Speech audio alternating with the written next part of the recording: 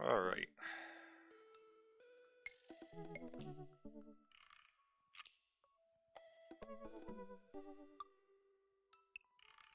Oh, looks like it's up, so hey guys, Resurfing here.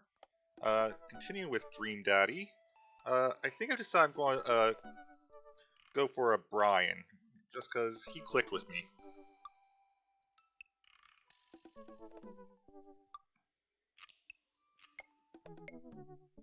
Anyway, while I'm doing my afternoon word jumbles, I hear the mail truck pull through the cul-de-sac. I wonder if I got any coupons today. The nice mail person slides a couple letters in a large yellow envelope through the slot. It takes a couple of tries for them to get in. Hey, my coupons. Take a closer look at the large yellow envelope. I tightly knock on Amanda's door. She probably has headphones on. Amanda? She yells through the door. What? I have something for you. Kinda busy right now. Can you come back later? Okay, just like you want this big old envelope we got from HIA. Immediately, Amanda pushes her door open. Horn Institute for the Arts? I mean, if you're busy, I can come back. Father, please. I hand her the envelope, which she tears open with her teeth. It's probably bad for your teeth. She doesn't seem to hear me and spits out a piece of envelope. Pulls out a letter and folds it. And? The suspense is killing me. This is her dream school.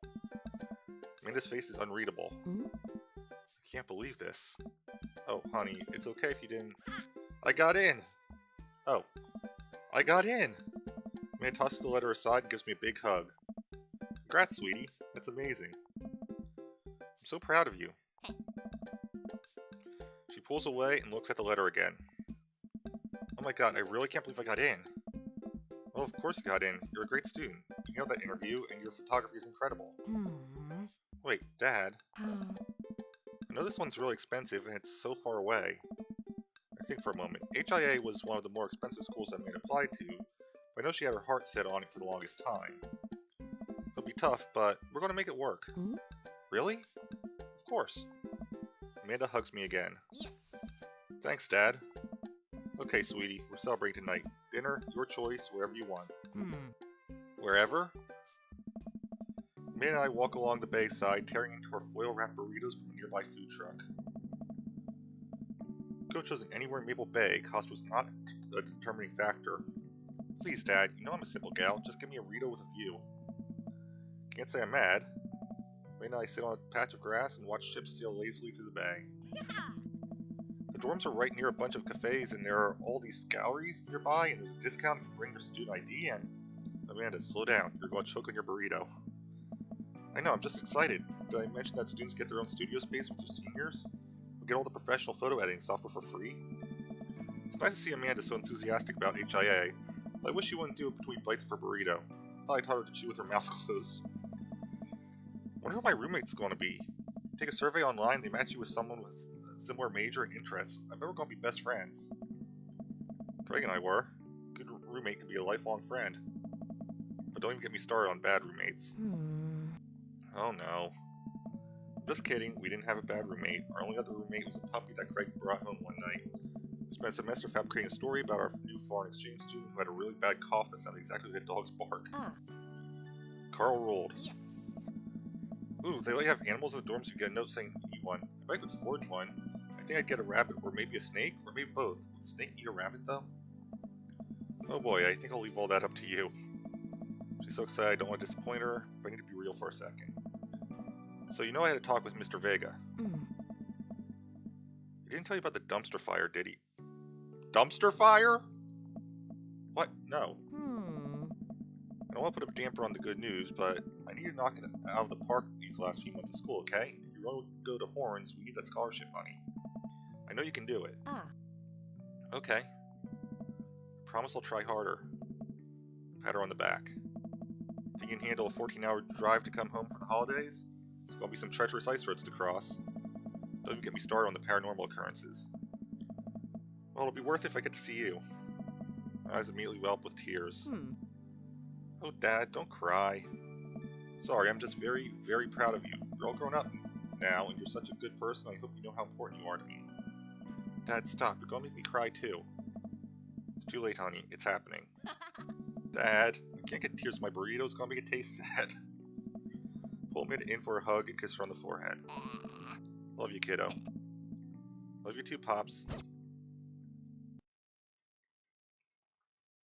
Welcome. You've got dads. Oh. Hey, Ryu, what are your feelings about poker? Beyond hardly knowing her. Poker, I hardly know her? There it is. Oh, good talk.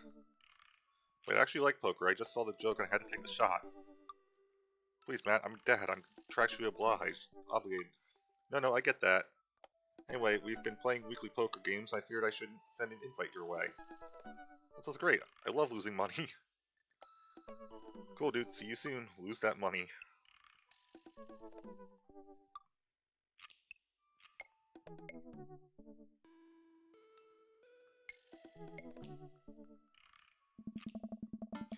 Matt invited me to a poker night at Joseph's house. I put on my going out coat and walked over. Across the way, I spot Matt, who's walking over from his own house. He's got a case of beer under his arm. Crap, I should have brought something. Hey, man. Crap, I should have brought something. No worries, man. It's your first time. Just bring a full wallet. How long have you guys been at this for? Years, buddy. Just a nice way to keep in touch with the guys. It's never really high stakes. Oh, looks like everyone's there. Pass through the fence. Well, not Robert. Pass through the fence and closing Joseph's backyard. Craig, Brian, and Joseph hover around the patio, drinking beer and chatting. Robert sits in the corner, brooding as usual. Okay, so Robert is there, I just don't see him. Ryu, glad you could make it. So am I. I'm psyched to take all your money. Just like old times. Greg's the resident shark. Prefer the term person who's good at poker. I'm well aware Craig's always been suspiciously good at poker. Still as terrible as you were in college? Poker face. Hey, I wasn't terrible. I'm not bad at poker. I'm definitely good at poker. Everyone stares at me. Okay, maybe that was a little defensive. Okay, I'm bad at poker. There's no way you're as bad as Joseph. Joseph shrugs. It's basically my tithing. I'm giving back to the community. Yeah. Plus, I'm happy to just sit here and eat all of Brian's snacks. Guess who brought pigs in a blanket? Not Greg. Hey, white chia seed and granola energy bars are just as delicious. Everybody laughs. Let's just get the game going. We all take a seat at the table and Matt starts dealing cards. The first round go by easily as I'm getting the hang of things, but it's obvious that Craig is running the show here. Craig, how do you get so good at this? It's pretty easy. You just start getting a feeling for everybody's tell, like Matt will scratch his ear. Hey. Brian adjusts his pants when he's trying to lie. Now wait a second. I think you just loudly announce to the whole room when you have a good hand. Yep, that's me. What's Joseph's tell? Everything, literally everything. That means an open book. You couldn't lie if you tried. Well, at least I have God on my side.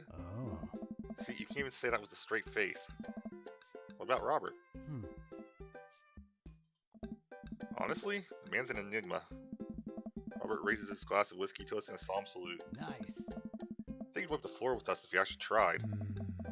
Just here because I enjoyed the company. Hey. Robert pulls out his phone and stares at it. Robert, is that a flip phone? Yeah? Yeah. What, are you a drug dealer now? Hey. Yeah, what do you need? Horse speed? Do you want a Johnny's? Get you the street stuff easy, but if you're looking for something exotic or designer that's maybe 72 hours, your favorite call. Maybe I won't need you today, maybe I won't need you tomorrow, but someday. Oh, I don't really. I think I'm good. I can't tell if he's joking or not. Right. Still, if you got the coin, I got the goods.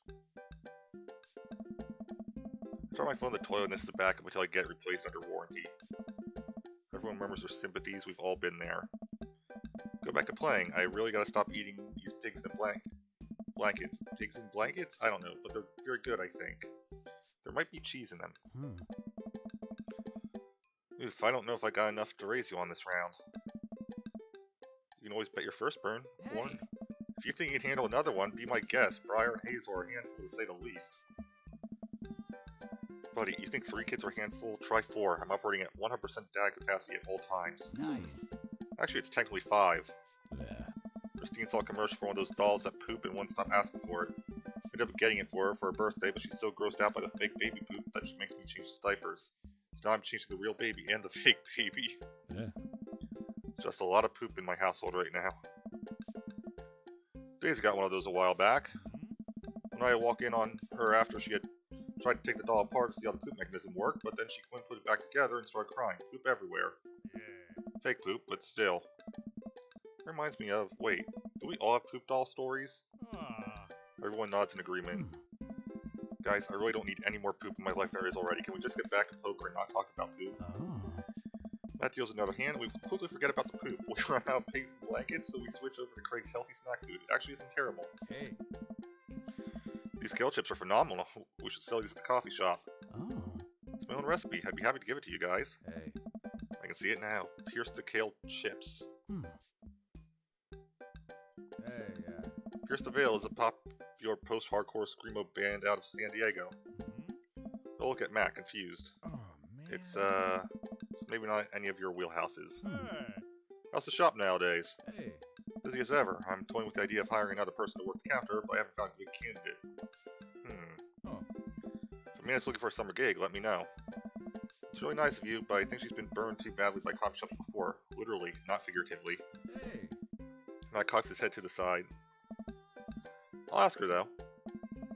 Get down to the final hand of the night, and it's Craig in the lead by landslide. Joseph has long since lost all of his chips, and is taken to tidying up, refusing any help from the rest of us.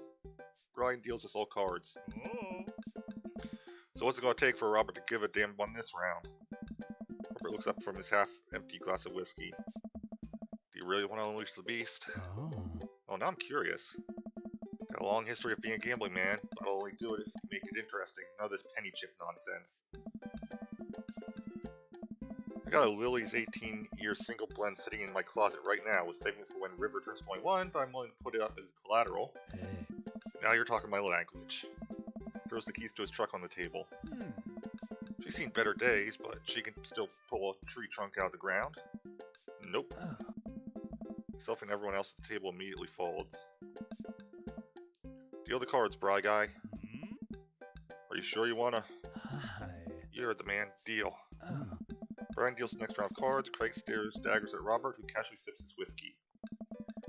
So I know what you might be thinking. Robert puts his old workhorse up for grabs, his only mode of transportation at times in his life is only home. How could he be so sure of his abilities in gambling? I'll tell you right now, Craig. Wasn't always like this. It's a lot like you. Smart, talented, cocksure of my own luck, great biceps, but didn't last long though. Almost everything in a game of pie gal in the back room of a Shenson tea house on what I thought was a 3-day business trip. Everything gone. Clothes, money, identification, you name it. Oh. Woke up in a ditch near Xiaoju Park and had to make my life new from there. It took me 3 years to beg, borrow, and steal my way back to American soil. In those 3 years, I saw the greatest depths of human fear, love deeper than I ever had, and lost it all many more times over. Oh. See my own death, Craig. I know how I die. It's not like this. Hey. So let's make this more interesting. Hey. Robert produces the deed to his house from his jacket and tosses it on the table. Hey. All I have and all I am. Are you prepared to go the distance? I don't know. Craig whips the sweat from his brow. He studies Robert's face intently, searching for any sort of tell that he can find. Robert casually sips his whiskey again. I fold. Everyone erupts. Oh. Fine, fine. The whiskey is yours. And that's why you don't dance with the devil. Oh. So, what was it? Were you bluffing or did you have the cards? That's for me to take to my grave, fellas. Oh. Next week, boys? Yeah. Next week. Hey, yeah. You got it. Bro. I'll be there. Sure thing. It's been very relaxing. I sincerely doubt I'll wake up in a cold sweat thinking about tonight. Keep working on that poker face, will you? We'll say our goodbyes and head our separate ways. Welcome. You've got dads.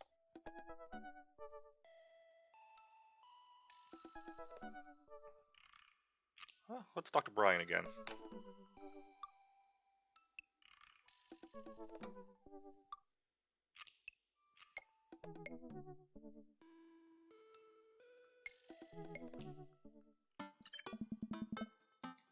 Hey, Daisy and I are going fishing tomorrow. In or out? I've been reading this during this day. I accidentally posted about my abilities as a fishing to Brian, and now he's challenging me to another dad-off. I've been doing my fishing research online, but I'm nowhere close to being an expert. Still, though, I have to accept. Type back to Brian. Sounds great, man. Super excited to catch all those fish, and my lawn could use another good mowing. That'll show him. Brian responds back, letting me know that tomorrow he'll pick us up at an hour I previously forgotten existed. That's going to be a rough start. Amanda? He comes into the room from the kitchen, eating a cheese stick by biting it off piece by piece like some kind of monster. I didn't raise you like that. What? It's called string cheese and not chompy cheese for a reason, Amanda. Did you just call me in here to criticize my controversial string cheese eating technique or what? No, Amanda, we have to go fishing tomorrow. Well, you have to go fishing. I get to play with Brian's dog. How did I become a master of fishing overnight? You went fishing in the Girl Scouts, didn't you? Nope, my stay in the Scouts was brief and purely transactional. Thought I could get free cookies, but I didn't know that I had to, like, be outside and tie knots and stuff. I have to beat Brian. Dad, let me tell you a story. Remember last summer how I applied for a job at that coffee shop across town? Give me a refresher? During the interview, they asked me if I knew how to work an espresso machine. I really wanted the job, so I lied and said yes. That first morning, there was a line out the door, and within half an hour, I severely burned my hand, and they told me to go home and never come back. I still have a scar from that. Of course I remember. What does that have to do with fishing? Burn is a metaphor, Dad. I don't get it. You lead a horse to water. What do horses have to do with fish and burns? Dad, please, I don't get your obsession with competing against Brian. You won't understand. It's a dad thing. Please try explaining it to me. Okay, Brian's just thinks he's so much better than me, and he purposely reminds me of that whenever he can. It's like he has to one-up me. I have to beat him at his own game. Is that what you think is happening here? No, Amanda. Okay, good. I know that's what's happening. Alright, Pops. We should both be getting some sleep. See you in the morning. Night, Panda. Brush my teeth and throw on some pajamas. I climb into bed, set my alarm, and close my eyes. Okay, sleep. Yeah, anxiety will do that. I'm wide awake. Can't help but think about the last time I went fishing, hoping that there's something I can glean from it to give me an edge over Brian. I was about 9 years old. My dad woke me up one morning and told me to get dressed and meet him downstairs. It was still dark out. I had no idea what was going on, but before I knew it, we were both alone on a freezing cold lake. I had to sit there for hours while it got hot and muggy, the air thick with bugs. I picked out mosquito bites while my dad sat in stony silence, fishing pole in one hand and beer in the other. We didn't catch anything. Long drive home, my father bought me a pack of cigarettes and didn't say a thing. That didn't help, and I think I have some repressed sadness about my father. I'll deal with that later. Sitting on a boat in the middle of a body of water, I can't see any land, but I know it's a lake. The water is placid and still. I'm holding a fishing pole. I don't understand why, but it feels like my life depends on catching fish right now. I cast my lure into the water and wait, and wait, and wait. My whole being is filled with hopelessness as I watch the line disappear into the depths of below. He used the wrong lure. Look up and see my father, just as he looked that one cold morning, disapproving. Panicking now, I pull the lure up and try to grab a different one, but all the lures in my tackle box are the exact same. Look up to my father for guidance, but he's gone. I try casting again, but I can't hold my footing. My boat tips over and I fall into the water. Sinking further and further, I see the multitudes of fish that have been lying just below the surface, all swimming around as if to taunt me. One fish swims up to me. He has Brian's eyes. You gotta use a neutral buoyancy lure if you're trying to catch trout, buddy.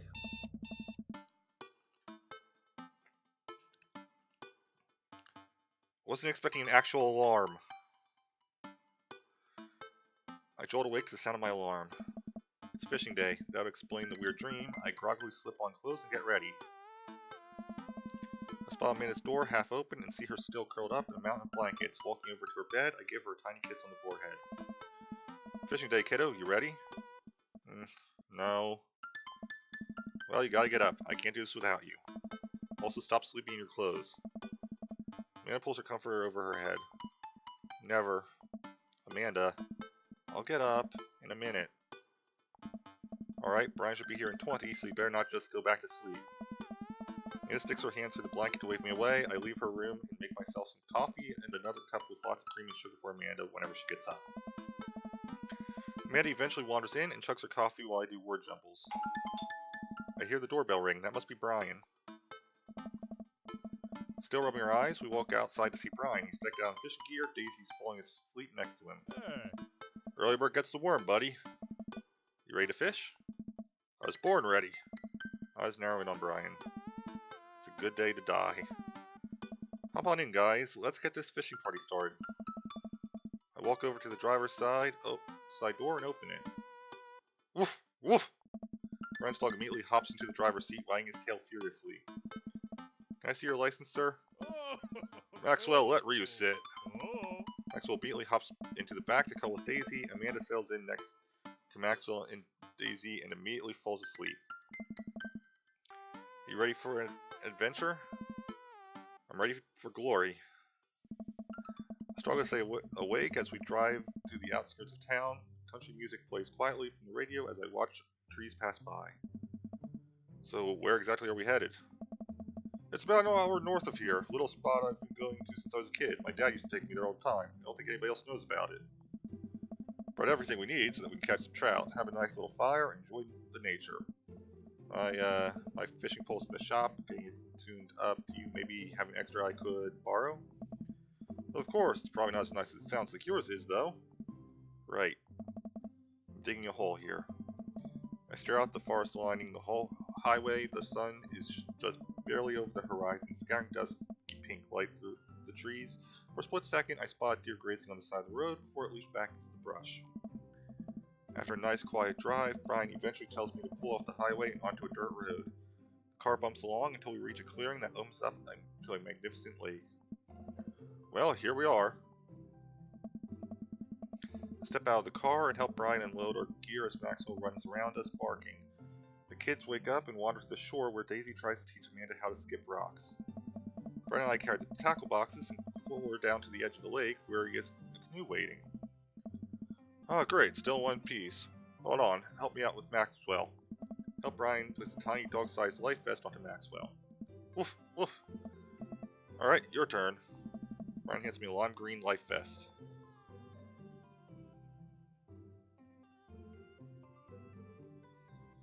Hey, if I fall in, you'll save me. If I fall in, I'm counting on you to rescue me. Suit yourself. I had a feeling that would be the right one.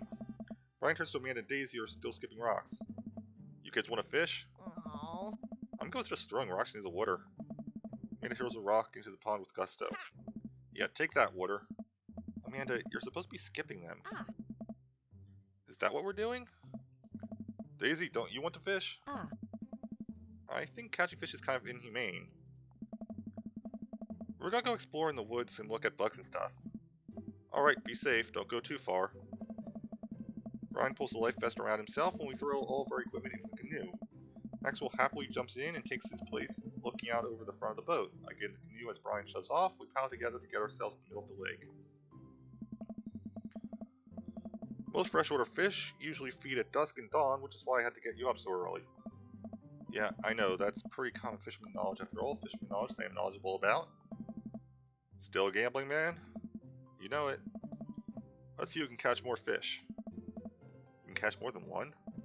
Sounds easy enough to me. What's on the line? Besides all the fish I'm going to catch, obviously. Let's think something a little more high stakes than mowing the lawn. Custody of our children?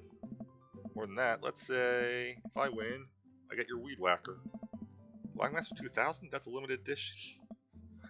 But if you win, you get my pulse saw, the Reach and Cut 3000. The cordless version? That's the one.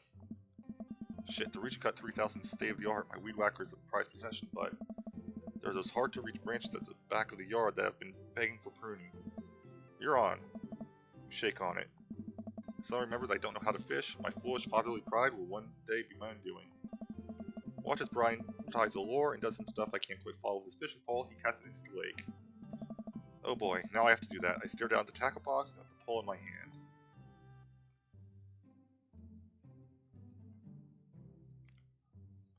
Put some bait on the hook.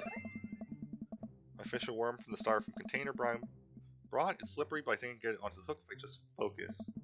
Oh god, I'm bleeding. Oh god, the blood's everywhere. The worm is not on the hook. Need some help?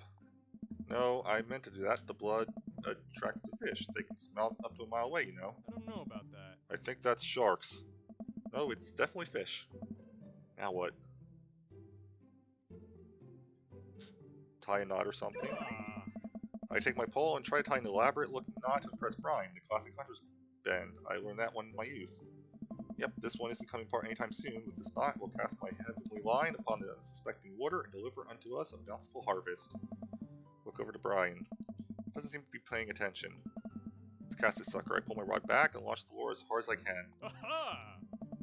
The lure flies off the line and sails far, far away, landing in the lake with a loud sploosh. Sorry, I judged the wind speed wrong. This cold air drives the pressure down. Oh. Go ahead and take my pole. I know it's hard switching to a new pole you're not used to. I'll fix up another lure. Brian hands me his pole with a smile, and I just sit there feeling like an idiot.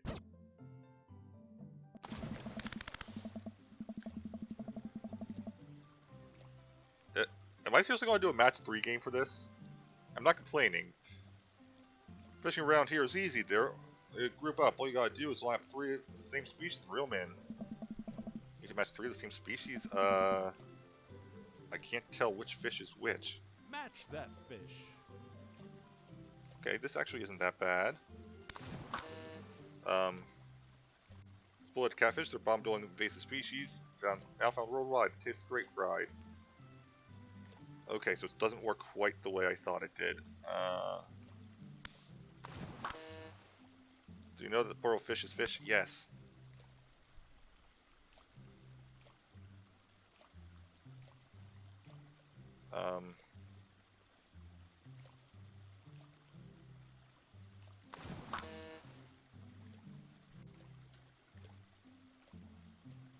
Alright, now let's... There we go.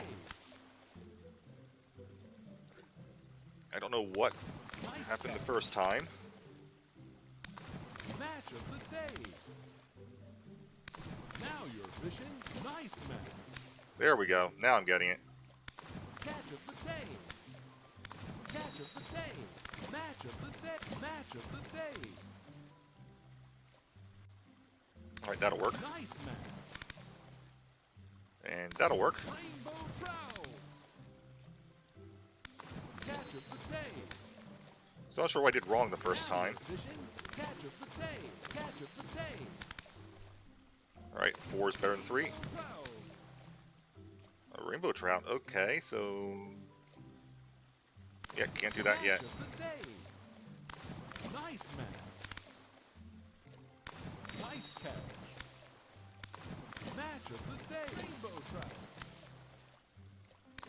Nice match. Nice match. Match of the day. Nice catch.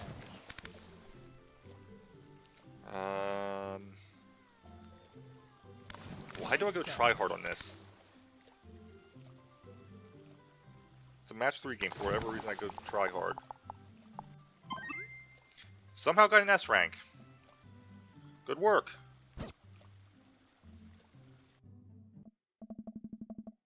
Well, this is way tougher than I thought. I looked over to Brian, who's smiling and obviously enjoying his time out here on the lake. I will crush him. Suddenly, the fishing pole jumps in my hand. I reflexively tug upwards. I think I got something big. Tip of the pole dips down repeatedly, and the line starts to run. Ah. Reel it in! Finally, I get the fish right up next to the boat. It's a long, beautiful rainbow trout. Brian hands me a net. It's all yours. Leaning down and notice that my hands are shaking with excitement. This fish is bigger than the ones Brian caught. That pole saw is mine. All mine. Saw that coming. The entire canoe tips over with me. I find myself sinking into the lake. Should have taken the life vest. All of a sudden, I'm embraced under the water and pulled into Brian's arms. Fly dragged upwards, sputtering water. All of our gear floats on the surface. Maxwell doggy paddles around us in circles, having a great I time. don't know about that. You alright? Does that count as one? Aha. Well, seeing as all our fish are now swimming back in the lake, I guess so. Brian laughs. Let's get you to shore. Brian and I flip the canoe back over and fill it with our now soaking wet gear. We're back to shore with Maxwell in tow. Once we get to the beach, Maxwell darts off into the woods. Brian takes off his shirt, dots of lake water glistening in the sun across his strong back. Man, all that general contracting must have built that guy like an ox. Hope he doesn't notice me staring. Hey. I'm going to get a fire going so we can dry off. Want to hand me yours? Yes, okay. I reluctantly take off my own shirt and toss it to Brian.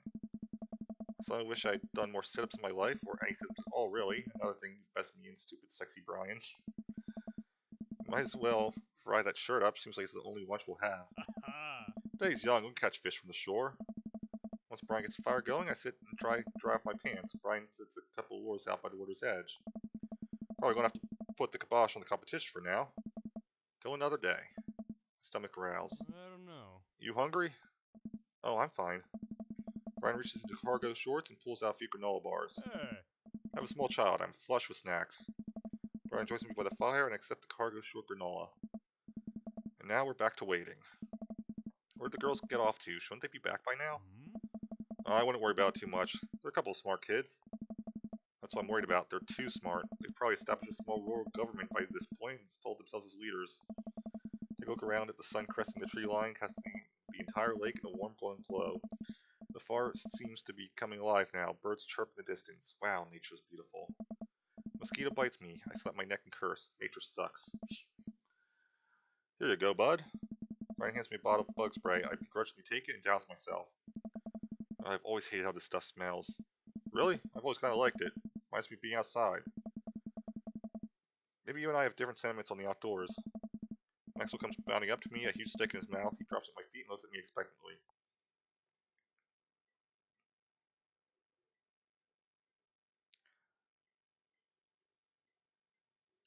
Fake out throw. I wind up and pretend to throw a stick. Maxwell runs away for a second, then looks around confused. Brian, I laugh. I toss the stick to Maxwell for real, and he jumps up to catch it in his mouth. It's a little messed up that we're taking advantage of a dog's inherent trust in humans for our own amusement. Maxwell, get over here. I gotta make it up to you. It's time for the pets. What's the plan? Rub that belly. Maxwell rolls over and lets me rub his belly. He wiggles on the grass, clearly loving it. Ah, shucks. Like a bit of a third wheel here. Where are my belly rubs?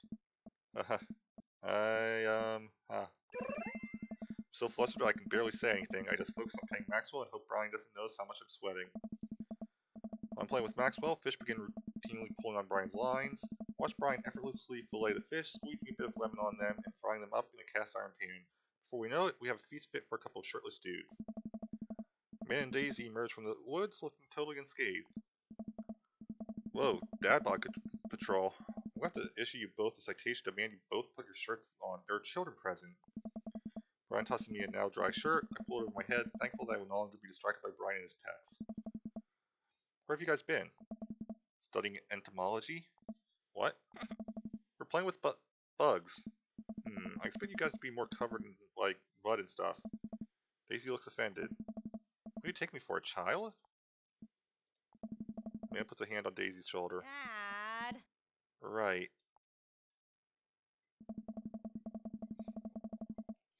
We take a seat around the fire and Brian serves us all generous piles of fish on paper plates. It's absolutely delicious. Why does he have to be good at everything? Fish taste okay? Daisy and Amanda both nod furiously, mouthfuls of fish. It's incredible. I've never had fish this good. Yeah, it's great. All Harding family recipe. Huh? Why are your pants wet? Well, Amanda, we were out there on the lake and then I accidentally tipped over that boat. Don't worry, all the gear floated to the surface so we didn't lose anything. Right, Ryu? Yeah, that's exactly what happened. Can't believe he just covered for me. Gosh, he even out humbles me. He's trying to beat me at everything, including my world famous sense of humility. We finish our fish and end up playing catch with Maxwell for a little while before we decide to head out. After cleaning up the camp, we pack up the station wagon and let Maxwell into the back seat. Poor pup falls asleep in a cuddle puddle with Amanda and Daisy. They've had a long day. Been a deal today, bud. Let me drive you guys home. To prove that I'm the most awake dad on the block, but yeah, I'm beat. Fine. As we drive away, I take one last look at the lake disappearing behind us and smile. I rest my head against the window, and the low rumble of the dirt road beneath us lulls me into a peaceful sleep. Hey, sleepyhead. I opened my eyes and realized that I had dozed off in the car. I self-consciously wiped a bit of drool off my chin. Oh, hey, I was resting my eyes. Just in case we suddenly have to jump into any sort of conflict. So I'm super awake for it. I'm ready to fight. With my strong arms. It's all good, you were in some rest, buddy. Thanks for coming out with us today. I had a lot of fun with you. Thanks for inviting us. I also had fun, actually. Glad to hear it. Take it easy, yeah? You too. Take it the easiest. Brian chuckles to himself as he unloads the car. Me and I get inside and immediately collapse onto the couch. Long day. Yep. So close to that pole saw. Pole saw? Yeah, Brian and I were competing to see who could catch the most fish and... stop. Why do you care so much? Panda, just look at the guy. He's so obviously got my number and he's rubbing my face in it. Aww. Dad, I love you. They're kind of dumb sometimes. Dumb or clearly the superior dad. You know what? I don't have any of the energy required to properly unpack your weird fixation with asserting your masculinity. I'm going to bed. Night. Amanda slides off the couch and face down onto the floor. I'm a tired slug. Amanda, that floor's disgusting. I don't care. Well, night, honey. Night, Pops.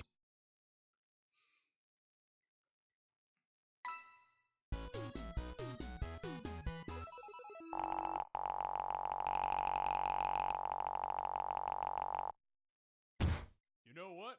Let me mow your lawn this weekend. Alright. Rank S again.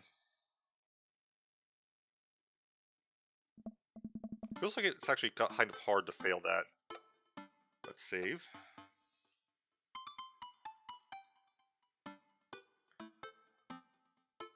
Well, it's been a long day. Just about ready to pack it in. After a few bites of ice cream from the freezer, I turn off all the lights and walk down the hall to my room. What if Amanda's still awake? I could need some sleep. As I pass her room, I can hear a faint sound, but can't quite make out what it is. I get a little closer. Is she crying? I knock gently on the door. Hey, Amanda? Crying immediately stops. Not right now. Her voice sounds strange. She sniffles. I need to make sure she's okay. I open the door. In the dark, I can see Amanda's outline in the middle of her bed, knees hugged up against her body. Is everything okay? I don't want to talk about it. Did something happen? No, nothing happened. Go away. Leave her alone for now. Alright, I'll leave you be. I get out of the room and close the door gently behind me.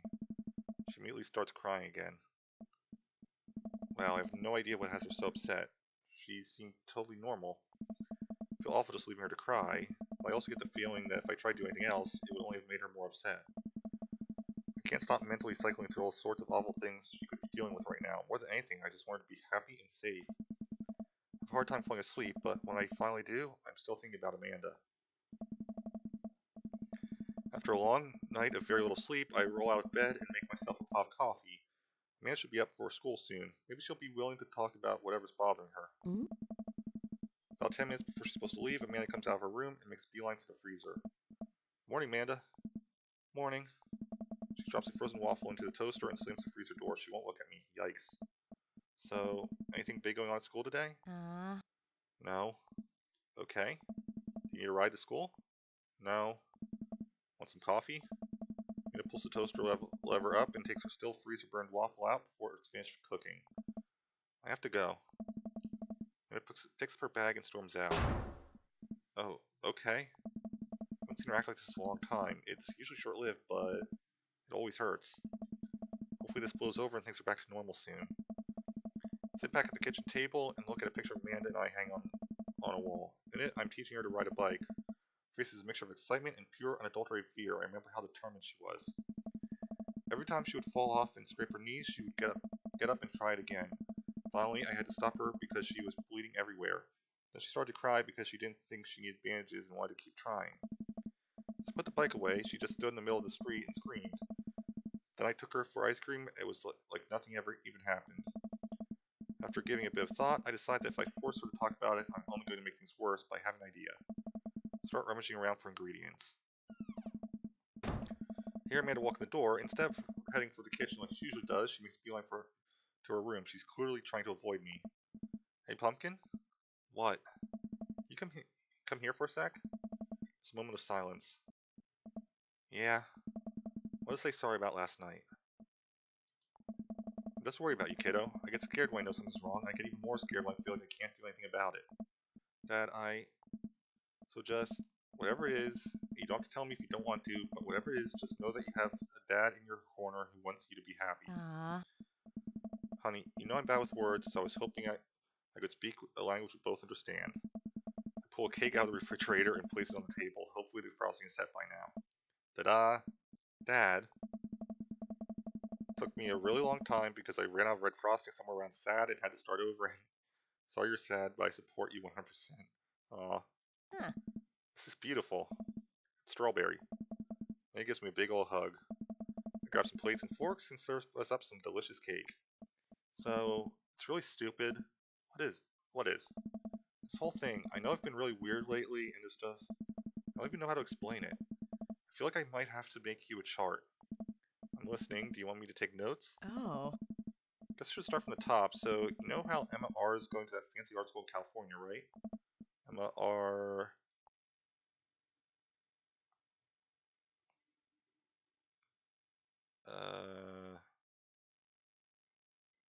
The best friend? You got it. Wow, proud of you. Anyways, ever since she got the acceptance letter, I've been feeling like she's drifting away, you know? Spending a lot more time with Grace and Emma P. I just thought it was all in my head for a while, but then I found out from Rosie M that both the Emmas, Grace, and Noah all went to a party at Mackenzie F's on the same night. They all told me they were busy studying for the Calc AB final. Yikes. So, another important piece of information is, God, this is embarrassing. I, have a crush on Noah, and, that's a thing. What? Whoa. I had no idea. I definitely didn't know that. Okay. You're a bad liar. So are you. I learned from the worst. Anyway, so the only person I told about the crush was Emma R, and she promised not to tell anybody. I didn't confront them about the party thing because I didn't want to start drama, so I just keep quiet and keep going about my business. Amanda sighs. And one day I invite everybody out to get nachos at the mall, and after not texting me back for like 2 hours, even though none of them ever put their phones down for more than 60 seconds, they all say they're busy like simultaneously. So I tell them, never mind, I'll just eat nachos at home, right? We're out of chips, and I really wanted nachos. Totally understandable. So I go to the mall anyway. I get to the food court, and everybody see there, but Grace P, Emma R, and Noah all hang out together and eat nachos without me. What? Gets better. I'm standing by the escalators watching them. Realize that Noah has his arm around Emma R, which is kind of weird, right? But then they kiss. No.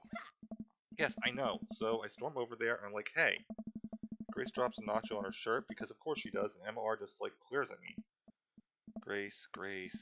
Nothing's coming up. I don't know who that is. Grace is the...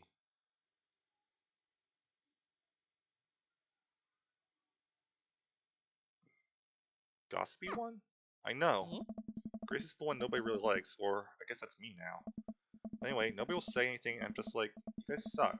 So I realized it's not the most eloquent thing to say, but I was very angry and really embarrassed, and I just wanted to get out of there. So I left, without nachos might add, which only further contributed to this shitty day. Immediately drafted a super long text to the group chat asking them why they've been so weird. I wrote another one to Emma R, asking how long they know things been going on, and sorry, I know it's a lot. You still following? What did Emma R say? Oh, okay, get a load of this. Emma R says, you know what? Let me just read it to you. Anna pulls out her phone and reads word for word an arduously long string of text messages. Can you believe that? I cannot believe that. I care so much about Amanda's social life and mental well-being, but man, I do not understand what she's talking about. This is all beyond me, but I'm trying my hardest to be supportive. Oh. We're dating secret for like months. So I told her that she's being a really terrible friend. She's like, I think I'm so terrible and just stop being my friend. I was like, okay, and then she left me on read, and then, wait, left me on read? What's that? Oh, like, she saw my message and didn't reply, and I know because there are red receipts. I don't know what red receipts are, but I'm just going to nod and pretend I understand. Gotcha. So while this is all happening, I'm talking to Emma P about how mad I am because she's at least being kind of reasonable and venting her about how pissed I am at everybody and stuff. And out of nowhere, Noah texts me and it's like, how do you say that about me? I'm like, say what about you? And he tells me the MP sent screenshots of everything I told her to the group chat that I got kicked out of. Alright, I think you lost me at screenshots, but that definitely sounds bad. So much more, but honestly, it's all just really stupid teenager stuff. Bottom line is that everybody dropped me, half my grade hates me, and now I have no friends. Amanda, I'm so sorry. I almost expected it from everybody else, but Emma R's been there since Dad died. I can't believe she would just stab me in the back like that. I'm not even that mad that she's dating Noah, I'm just upset that she lied to me about it for so long. Amanda stabs the remnants of her cake. Okay, I take it back, I'm kinda mad she's dating Noah. Like, what did I do wrong? Why did everyone just suddenly decide I'm not cool anymore? Why wasn't I enough? I don't understand. As mad as I am at everybody, like, I miss them, Dad. They look so dejected, I almost can't take it. What could I possibly say to help? Oh no. Anyways, that's it. That's the whole sword tale. Thanks for listening. Tune in next week for more hot gossip. Wow. I know it's pretty dumb. It's not dumb. No, it's a stupid thing to be upset over. Amanda, your feelings are real. Don't ever be mad at yourself for having feelings. I guess. Unless you've secretly been a robot who's been approximating human feelings this whole time? Dad, if I was a robot, I would have transformed into a monster truck a long, long time ago. But seriously, I know you probably don't want advice, but I feel like it's my duty as a dad to bestow upon you a few nuggets of fatherly wisdom.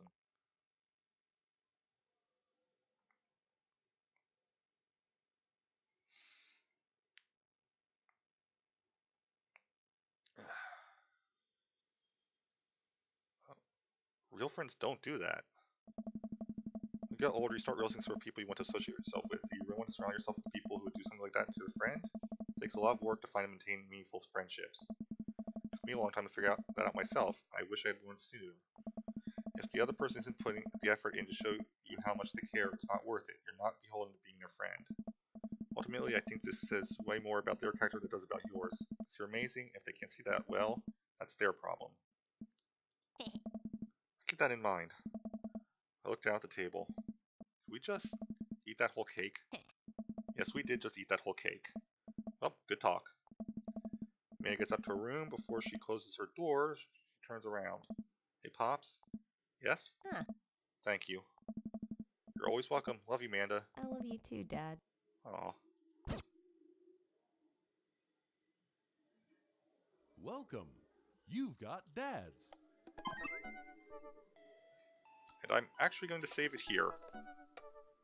So thank you for watching. See you guys next time. Have a great time wherever it may be. Bye, guys.